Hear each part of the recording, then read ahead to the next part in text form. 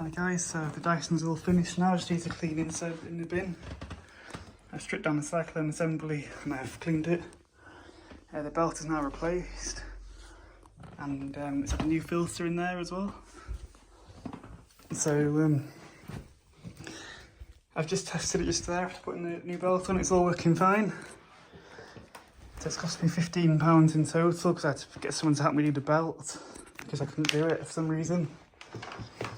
So if I can get £20 plus for it, I'll be happy. So I'm going to try and get 30 for it. So we're going to test the Dyson now.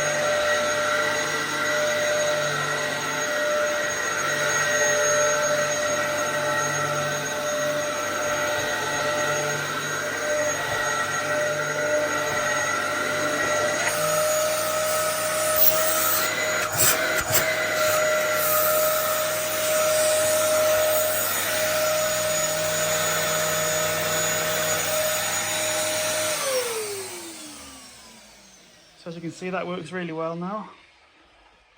And then that's a spare belt for it as well because I've got 2 in the pack, so I'll include that with the vacuum cleaner. I must say these DC07 Origins are so much better than the clutch model. The last one I used probably would have been a DC14. That was a clutch model. The one I changed the motor in that time. So it's nice to have the DC07 Origin. I haven't had the DC07 for a while. If I had the space for it, I'd probably keep it in my collection. So I like the DC07. Just untangle this plug.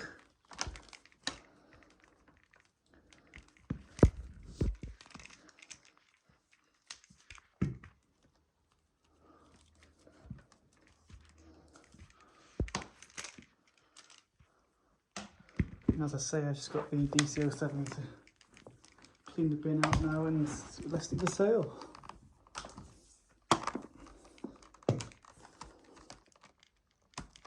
If I can get 30 quid for it, I'll be happy.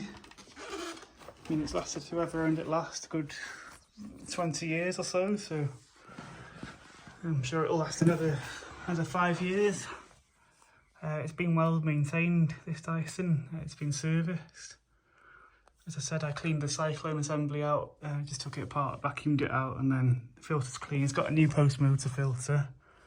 The post-motor filter was spare, so it cost me £10 to fit the belt and £4.69 for 2 belts.